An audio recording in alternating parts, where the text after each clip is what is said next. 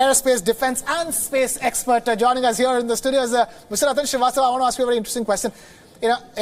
This mission of India is so cost effective. India is known for being so cost effective that this cost less than some of these Hollywood blockbusters like Avengers, Endgame and other films. But while the proceeds of the Avengers Endgame go to only the producers of the movie, the proceeds of this achievement of India, which has been done at a shoestring budget to say the least, means a lot for not just India but the entire world, isn't it? Absolutely. In fact, I would start by congratulating Team ISRO led very ably by Dr. Sivan and the entire team of VSSC and URR Space Center, who have been able to manage this on a shoestring budget of 978 crores, which is like Avengers, right? And there's 1/20th cost as much to make a movie. Absolutely, 1/20th of the cost of what maybe America would do. And this is very important because this is a completely indigenous mission. And it involves a tremendous contribution not only from ISRO but also the entire space industry ecosystem, which has been incubated by ISRO in its clusters in Kerala, Karnataka and Hyderabad. And kudos to the team led by the chairman of ISRO, who has been able to do this in such a small. Even as we talk, Mr. Ratan Srivastava, this news is being received in the Lok Sabha, or the lower house of the Indian Parliament. Let's cut across live and listen in. भारतीय वैज्ञानिकों और हमारे देश के प्रधानमंत्री के नेतृत्व में ये सफल यान चंद्रयान की वजह सबको मैं बधाई देता हूं। शुरू करें माननीय सदस्य। अजून 4 मिनिटं आहेत। इस्रो 2 ना काय म्हणायचं आज अभी सदन के सामने आदरणीय सभापति महोदय ने, अध्यक्ष महोदय ने जो एक उपलब्धि भारत देश के बारे में यहां बताई, निश्चित रूप से ये भारत सरकार में एक फेदर इन द कैप है, जिससे भारतवर्ष को और भी दुनिया में नाम लौकिक मिलने में बहुत बड़ा योगदान इस नियोजन के माध्यम से हुआ है। मैं भारत सरकार का, हमारी पार्टी की ओर से, आप सभी लोगों की ओर से अभिनंदन करना चाहूंगा। उन वैज्ञानिकों का अभिनंदन करना चाहूंगा जिन्होंने इस योजना में सफलतापूर्वक यहाँ काम किया है। मैं अभी अपने मूल विषय पे आने की इजाजत चाहूंगा। अध्यक्ष महोदय, आरटीआई प्रभावी तरीके से लागू करने में इस शासन का बहुत बड़ा हाथ है। All right, leaving politics aside and getting back to space and space exploration and the moon in particular, I'm just going to bring this back to Mr. Yuri Suri. I really want to understand what is going through your mind from the days of India's first ever space flight to today. Again, another analogy. It's like the Indian cricket team from from being absolute nobodies to win the World Cup. Now we walk into a World Cup expecting to win the World Cup. That's how it's been. The story of space has been for India, isn't it? I hope the end result is not like the Indian cricket team. But I only wish I was a little younger. Gagannauts are going to go into space 3 years from now. I wouldn't get a shot. Yes. I only wish I was a little younger. All right. Mr. Ratan Srivastava, we were discussing this before this show began, and you had ISRO Chief Dr. K. Sivan also talk about it. This particular mission means a lot for the space exploration industry in India that the government has been extremely bullish about. And talk to us, Mr. Ratan Srivastava, in terms of how Chandrayaan2 and what it will do for private space exploration in India. So as you rightly said, that the government of India is very keen that Indian industry starts taking a more proactive part in the space industry and the exploration. So Chandrayaan2 was one mission which started off this journey with participation from the industry. Now Chandrayaan2 has taken it much more forward. And if we see it in the larger perspective of things, we are seeing the Gaganyaan, which Yuri wanted to be a part of, as well as we move on to the space station and other things. So this is possible only if ISRO is freed up to do the task of the agency that it's supposed to be doing. Like NASA does not make rockets, right? SpaceX does. So therefore, the Indian industry has to step up its game from being merely vendors to ISRO to their partners. And solution providers. Partners and solution providers. And I think the beginning is already being done with the PSLV privatization, which is underway under a consortium wherein the industry would be then, doing the integration as well, just leaving the validation and the qualification to ISRO. And that would really free up resources for ISRO to do the work that agency is supposed to be doing. Yuri, and that's crucial, isn't it? Because if India wants to keep achieving in space, like the way it has sort of sped up the rate of achievements in the last decade and continue doing that and making it even further, the participation of private industry is going to be very crucial. Totally agree with you. There couldn't be anything better than that. PSLV is already coming in with privatization of the industry taking part. GSLV is a huge, big thing that we need to give it out to the private industry, and which is, you look at SpaceX, or you even look at Richard Branson, for instance. I mean, these are the guys who are taking it forward. So we need more entrepreneurs here. We need more industry here in India. And you're optimistic Chandrayaan2 and these successful launches, number of successful launches, if you see over the last 12 months in particular, and you see Chandrayaan2, we've had Mangalyaan, and we've got more coming up. In that sense, the momentum is good for private industry to jump in at this point in time, more than ever before. You bet, absolutely. And as we speak, Prime Minister Narendra Modi has tweeted out, Indian at heart, Indian in spirit. What would make every Indian overjoyed is the fact that #Chandrayaan2 is a fully indigenous mission. It will have an orbiter for remote sensing the moon and also a lander rover module for analysis of lunar surface. And that is the crucial point. It's all about Make in India. This is a completely indigenously made, and that's the reason why probably they're calling it Bahubali, because again, that was a film with all the graphics that was made in India. We didn't need Hollywood to do it. Same way in space exploration, we don't need NASA to do anything for us anymore. So you do know that it could have been otherwise. I mean, they say whatever happens for the best. The Chandrayaan2 got delayed by almost 5 or 6 years. And do you know that it was initially, we were coordinating with Russia to go into the Chandrayaan2? They came out because of some reason, and eventually it was India. Everything is indigenous in this. Everything is indigenous, which is a proud moment. And that makes this achievement all the more commendable. Mr. Ratan Srivastava, we were discussing private partnership and what it means. I'm going to take the other end of economics. Right. These big space missions, these big moon missions have direct economic benefit for human society. Absolutely. The whole core of the Indian space program, which is very different from any other space programs in the world, is this, that Indian space program aims to benefit the last common denominator of this country, the last citizen of the country. And therefore, all the missions that have been happening earlier, for example, communication missions or missions for surveillance or even for Earth observation, they are supposed to be giving the reach the benefits to the last person.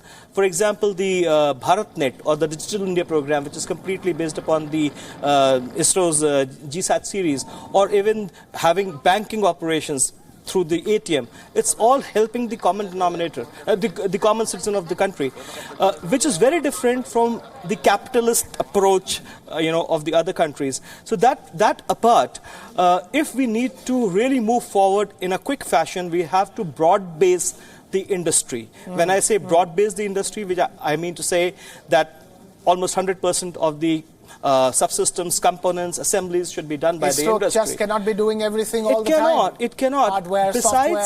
Besides, it requires tremendous amount of public funding. Right?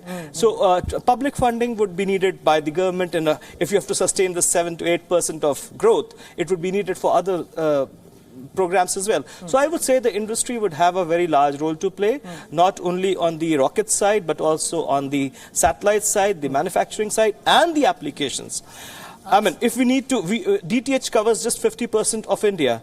We need to reach 100%. So Prasar Bharati or Doordarshan need much more resources. So definitely is linked to the media, isn't it? Absolutely. So definitely we need more industrial participation. Well. I also wanted to talk, Yuri and Ratan, there's always talk about the water on the moon, because India was the first one to talk about it in 2008 with Chandrayaan-1, and then it was confirmed much later, and India said, we told you so. We were the first ones to sort of officially confirm the fact that there was water on the moon. Now, this time around, there is more, studies about the water in that part of the moon, the south pole of the moon on the lunar surface. But there's also talk of helium, and helium is crucial. The kind of experiments that is going to be conducted, and the kind of results we're going to get about the presence of helium on the lunar surface, the southern pole, will mean a lot for space exploration in general. Helium-3, the isotope, is very rare to find on the Earth.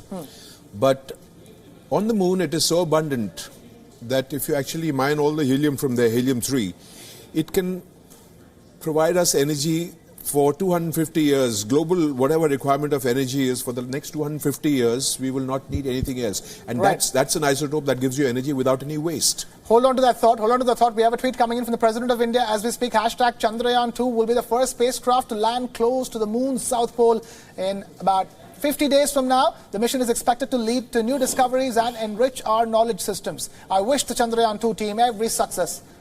That is the President of India, Mr. Ramnath Kovind, also wishing seconds, moments after the Prime Minister of India, Narendra Modi, did. And we continue with that conversation we're having. So it was unfortunate that he couldn't witness it live, but he was there for the first time when it was called off. But great. Thank you very much.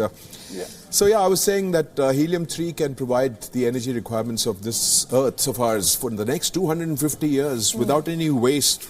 It doesn't burn out into an element that creates any harm. Ratan, I want to ask you this about helium. We're discussing this again. One is the fact that it is crucial fuel, etc., etc., and also it apparently helps the desalination as well of seawater. Absolutely. So, like Yuri said, helium-3 is a tremendous source of energy. And the best thing is this, it's not radioactive, right? It's inert.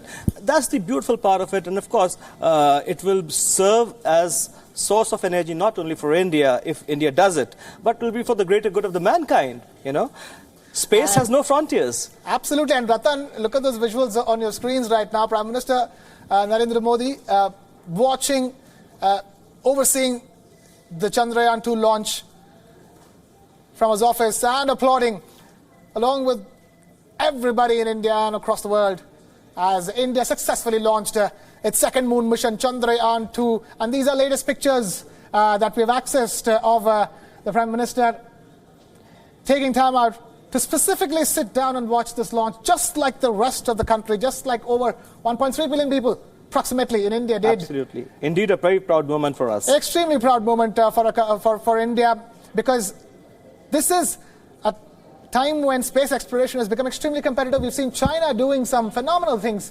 especially with respect to the exploration of the moon. So it's not like before, while, I don't know, Buzz Aldrin might think that, not much space exploration has been done since the first moon landing in 1969, because that's what Buzz Aldrin, he said. Second man on the moon, said nothing much has been done. Yeah. And that's why I want to come back to you, Yuri. You are somebody, again, who has history. First ever Indian space launch. You were part of it. Do you sort of share Buzz Aldrin's sentiments of how space exploration has gone in the last 50 years? No, certainly not. I've read all of Buzz Aldrin. Buzz has different thoughts about this world. He's more like the Steve Wozniak of Apple, isn't it? No, but a friend of mine, Eugene Cernan, he was the last man to have walked on the moon. He went on the Apollo 17 mission.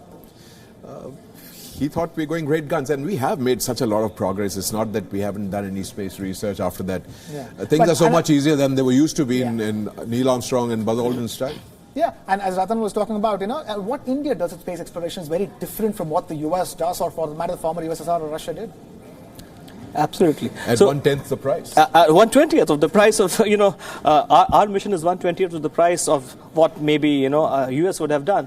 And the better part of this is that if we are able to do what we are supposed to be doing with the rover, trying to find helium, confirm and validate the presence of water and rare earths and minerals, this is not only going to benefit India, but it's going to benefit the whole space community, spacefaring community as whole. Mankind as a whole. So we will be able to use moon as a staging camp, as we say, or maybe a hub to go for further interplanetary missions. Not only India, but other spacefaring nations as such. And like you took the name of China. So China's possibly, the reason that we have really started firing on all cylinders, because has woken up the competitive spirit. Yeah, absolutely. But the best thing is this: that while Russia and America may not be the best of friends, but on the International Space Station they're together. So we can see that going forth, maybe China and India could be, doing things together in the moon. This, in the sense, is the culmination of all that, isn't it? It's the breaking of the space hegemony, which has clearly begun, isn't it, Yuri? Totally. The racism is over. Space racism is over. And as we continue to bring you pictures of Narendra Modi, the Prime Minister of India, applauding Chandrayaan2's successful launch from inside his office as he watches the live telecast of the launch is an extremely proud moment for India. India's entry into an elite space club is now done and dusted, so to speak. We are yet to explore some of the moon dust on the surface. That will continue to be explored till the 7th of September when the actual soft landing takes place. And you're talking about cost, you're talking about the economic impact. There is also, what do you think has essentially changed which is making ISRO be more prolific over the last decade than before? Do you think something has changed recently? Okay. I think one of the most crucial factors which is motivating ISRO as such is the push from the Prime Minister's office. While it is common knowledge that Chandrayaan2 could have happened earlier, as earlier ISRO chairmen have gone on record to say that, but funding didn't happen or whatever. So I think it is not only the push from the biggest office of the country, but also there is a roadmap. Right? When I say a roadmap, we have done a Chandrayaan, and as the Chairman ISRO said, we'll be doing Cartosat 3 very soon. And Cartosat 3 will be a huge step forward in Earth observation and surveillance, because it is going to give us resolution of 0.2 meters, looking through all the clouds. So tomorrow, God forbid, we have a Balakot. Nobody can say where are the pictures. The pictures would be there. It has the ability to look through inclement weather, clouds, what have you, with a 0.2 meter resolution. So that is one side of it, which is to say the observation, satellite and communication roadmap. The other roadmap is Chandrayaan, Gaganyaan, space station. So now we know how it is going to be happening in the next few years, and there's a funding in place. You'll be happy to know that before we went for elections, the government of India actually sanctioned 10,000 crores, you may remember, for Gaganyaan project, so that it should not suffer. Right? So funding is in place, there's a program is in place, there's a roadmap how to go forward. I think that is what is responsible for the thrust that ISRO is getting, with some help from the industry. Some really happy moments to look forward to. Many such Chandrayaan2 moments that can fill every single Indian's heart with pride to look forward to. Ladies and gentlemen, for all those who've just tuned into this broadcast, we're bringing you live coverage of India's ambitious moon mission Chandrayaan2, which has been launched successfully just a short while ago. Wishes have come in from all over, starting from the Prime Minister Narendra Modi to President Ramnath Kovind, as the world watches India enter an elite space club, the fourth nation to land on the moon. And this landing, again, has something unique about it. Ratan and Yuri, I want to talk to you guys about it. There was the far side of the moon landing by China. And there is now, this is being called as the dark side of the moon, although I've heard that even the far side of the moon is also referred to as the dark side of the moon. But this Chandrayaan2 launch is not where China landed, is not where the US landed, or Russia. This is about a place called the South Pole of the moon, and that's where this landing has been charted. If you can enlighten me more about it. You remind me of Pink Floyd. Exactly, I was going to say they've already landed on the dark side. Yeah. And so did Pink Floyd. So did Pink Floyd many years ago. But this is an uncharted, unexplored territory which mainly says out of the light of the sun. It is dark, which is why it's called the dark side of the moon. It does not get the sunlight, and therefore there are more chances of finding water there. There are more chances. Now, the moon does not have any tectonic behavior. Its plates do not move and stuff like that. I believe the rocks there are undisturbed. And in the South Pole, where if you dig out some of the earth and bring it back, or experiment with it there, you will find a little more about how the solar system came into being. The history of the solar system is actually written there, which we need to go and read.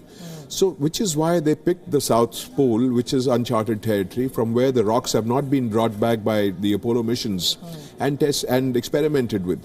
So I think we're going to learn a lot more from the South Pole. Absolutely. And it's a tough call because nobody has done this before. And landing on the South Pole is, as Yuri said, on uncharted territory. It's going to be a very tough job, and I think ISRO is up to it because they have planned it and charted it well. I'll take off from where Yuri said that since there's no tectonic movement over there and the plates are there, the Big Bang theory, we will come to know how it actually existed, because it is said that when actually the moon started forming, it formed because of the impact of a asteroid on Earth and so on and so forth. So we will need to understand how this whole universe, the solar system came into being. It will help us in that. Definitely, we will be able to validate the presence of ice and water, helium-3, precious minerals, and of course, this happens just in 14 days, one lunar day. One lunar day and one entire world of information opens up. That's the story of Chandrayaan2 that's started getting written today, just a short while ago, when it was successfully launched from the Satish Dhawan Space Center in Sriharikota in the southern Indian state of Andhra Pradesh, to a loud, rapturous applause, smiles of relief, of happiness, of joy inside ISRO and across India, even as the world watch. Because keep in mind, this is a launch that is crucial for space exploration as a whole, not just for India. Yes, India makes a huge statement to the world about its ability as a space superpower. And this comes just a short moment of time after Indian Space Research Organization, ISRO, made its plans for a space station clear. And it's interesting, isn't it? We're talking about India being at the forefront of space exploration, making it easier from fuel to cost-effective means of exploring the space, and then India wants to build a space station. And I'm guessing that is the end goal, isn't it? That is the end game of all of this. When you develop capabilities to do the Mangalyaan, the Gaganyaan, and Chandrayaan2, and many more missions, and the Cartosat, you eventually have the capability to build your own space station, and that, which could be phenomenally inexpensive as compared to the one that the US built. Absolutely.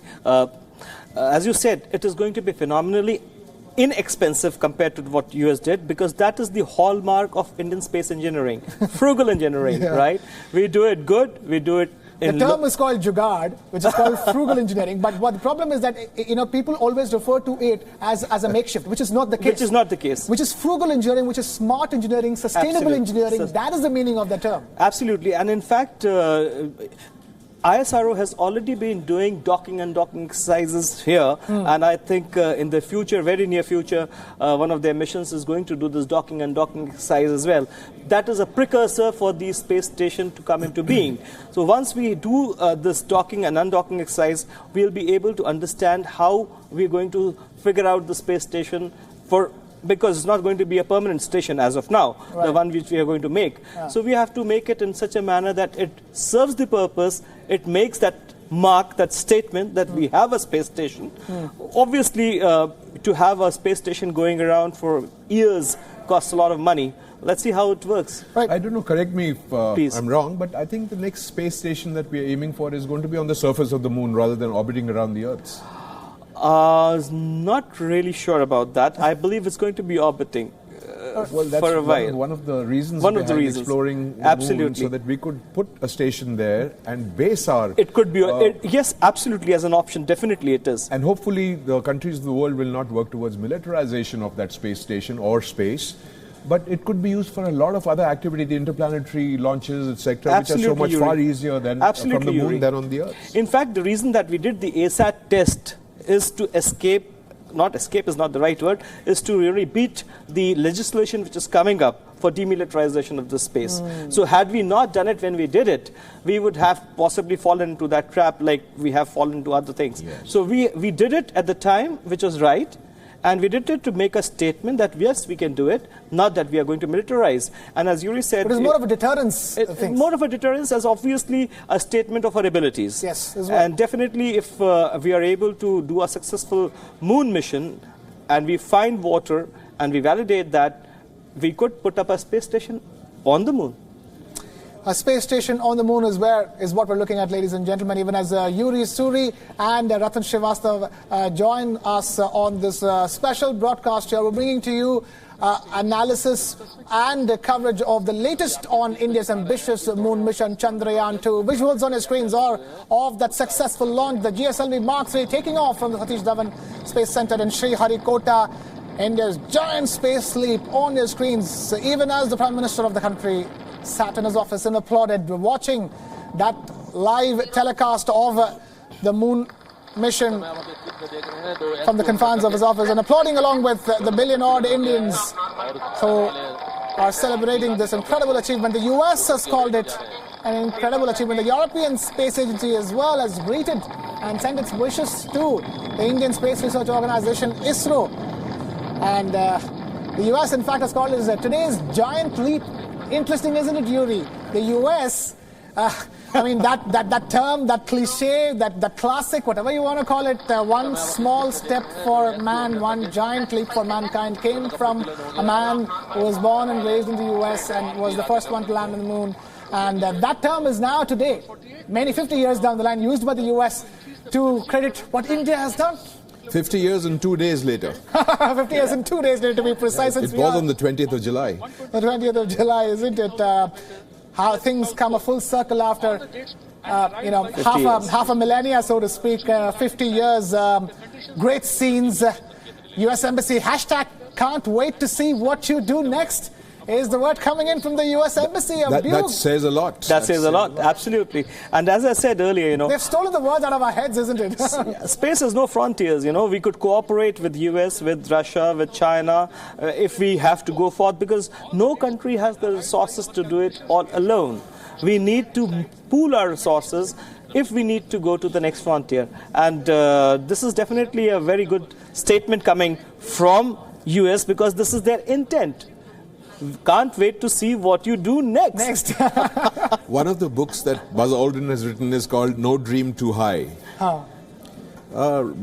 Actually, no dream too high for us, for ISRO.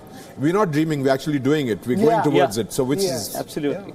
And it's interesting, isn't it? It's not the US that's doing it at this point in time. It's not Russia that's doing it, but it's India doing it and China doing it, and sort of competing at one thing or the other. That's exactly what we're talking about. There is a new age in space, ladies and gentlemen. Space racism is over, as Ratan Srivastava and Yuri Suri have been telling us. India is right at the forefront of exploring not just the moon, but the space as a whole, with eyes lit up on setting up a space station of its own, be it in the moon or anywhere else in the space, even as it watches the GSLV Mark III rising up into the sky and into the space. And 7th of September is when the landing, the soft landing on the moon will take place. Quickly, gentlemen, we haven't discussed this part of the entire, it's not over. As Dr. K. Sivan, the chairman, the chief of Indian Space Research Organization said, this is the beginning of this Chandrayaan2 mission. From here on, there is the landing. Yuri, if you can throw some light on that, from now to the 7th of September. But rightly so. That is the most difficult part of this mission. Although congratulations are in order for the launch of the thing, we still have the more difficult part of this mission is still remaining, and it will happen in a window between the 6th and 8th of September. The rest of the stuff is comparatively easy in terms of ISRO's capabilities, because we are supposed to launch this rocket 17 minutes after it was launched. It went into a parking orbit around the Earth, which is around 170 meters 180. And by 40,000 kilometers. It went to 46, I believe. So that was the 15% increase that he was talking about. From there, it's going to be, after about 23 days of orbiting the Earth, it's going to be injected into the lunar orbit, which is why the specific time of 2:43 it was launched. So once it's launched into that, and that's about 3.5 lakh kilometers away. So once it's thrown to that distance, then it comes under the influence of the moon's gravity. And the moon takes over, and the aircraft is made to slow down, the spacecraft is made to slow down, and it gets captured by the moon's gravity. That's also easy exercise. 15 maneuvers to be done, out of which only one maneuver is the most difficult, which is sussing out how much thrust, where to land, which leg is up, which is down so it doesn't topple over, what is going to be the resistance given by the moon surface, the lunar surface, what are the craters, and the moon dust. So that exactly is the toughest part, the landing on that, the soft landing. The first time we sent Chandrayaan2, we had an impactor which went and crashed on the moon. Not a difficulty at all, but we learnt about the lunar injection and stuff from that. Now we know all that. The only uncharted thing that we are doing this time, which we have never done before, is the landing, the soft landing on the moon, so that our Pragyan, which can venture out and do all the experiments on the moon, it's got a life of 14 lunar days, like you said, 14 Earth days, 1 lunar day.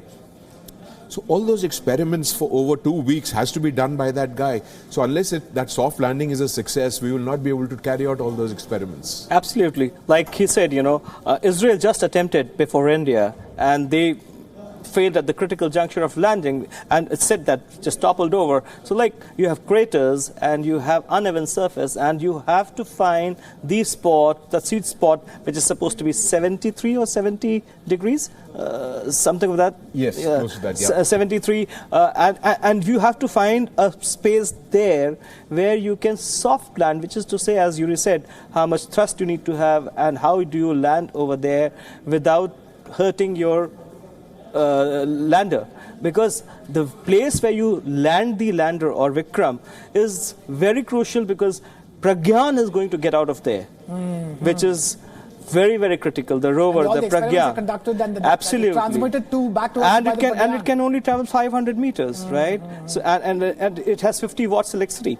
It doesn't have much, and Pragyan or the rover can only talk to the lander. Yes, it cannot talk back to the station, and lander talks back to the orbiter, and the orbiter in turn speaks to us. So it's very critical where we land, how safe it is, because it will decide what we have to do next. As you have said, can't wait to see what you do next. Another story that not many people know. They meant what we do after Chandrayaan2. Yeah, after that. You're referring to still Chandrayaan2. Another story about landing that most people do not know about is when Neil Armstrong and Buzz Aldrin landed on the moon, 3 days before that, Russia also attempted a soft landing on the moon, but they crashed. Otherwise, they would have been the first to soft land on the moon. Here, Neil Armstrong and... In fact, what Yuri just said, I remember this, and absolutely you brought the right thing. And there was a lot of tension in US that time, because at that time... The race. Yeah, and these countries were not talking to each other. So they didn't know what was the flight path that USSR was taking and the flight path that US is taking. They were just keeping their fingers crossed that they wouldn't crash. But then it went 3 days earlier, and it was not able to land, as he said. And history was made when Neil Armstrong came in. And it said that even at the critical moment of landing, just before landing, they had very less fuel left at that point in Eagle. And it was just the calm head of Buzz Aldrin and Neil Armstrong, which was able to do that. There was a systems failure, and it was only when they took on the manual controls that they were able to land it on the moon. He had 55 seconds of fuel left when he took over manually. Neil Armstrong took over manually because the place was not suitable. He maneuvered the aircraft, and there was a countdown happening. You've got so many seconds left. When it was just about 7 or 8 seconds left is when he landed, and he gave that call, which is so famous now. The Eagle. Houston, the Eagle has landed. The Eagle has landed. The Eagle has landed. Yeah. And for India's so-called Eagle to land, it's what we're, in the 22nd of July, we're going to take about 15 days, 2 weeks from here on for the soft landing of the moon to take place. 48 days. 48 days. 15 days to be injected into the moon's orbit. Into the moon's orbit. Into the moon's orbit. So, exactly. I want to move on to the next part of the whole discussion. And India's Eagle is called Vikram. Yes. The Vikram has landed. So before India says the Vikram has landed, we're still 48 hours away from saying the Vikram has landed. I want to I can understand the importance of the date September 7th. If you can tell the viewers who are watching us that date September 6 to 8, how crucial and how important is it for this entire mission? What does it mean for this mission? Well, they've obviously worked out the best landing time and worked backwards from there, which is why this hurry to, within 1 week, got the Bahubali back online, did it as fast as possible. That window is crucial. So you always work back. When you say, what is the best time to land on the moon? So when you get that, now you work backwards and do your orbits and your launch time accordingly. So that is the significance of the 6 to 8 window. All right. Yeah. I guess we've neatly summed up every single angle there is and every single thing there is to know and understand about Chandrayaan2, India's ambitious moon mission, which has successfully been launched at this point. I'm going to thank our wonderful guests who have taken time out to be with us here on this momentous occasion. Mr. Yuri Suri, thank you so much for taking time out to be with us here on Beyond World. Mr. Ratan Srivastav, thank you for being with us and sharing your perspective on this very important day. We will be telling you more about Chandrayaan2 all through this day here on Beyond World. Time now to shift focus away from Chandrayaan2 and get you a quick check of what else is making news.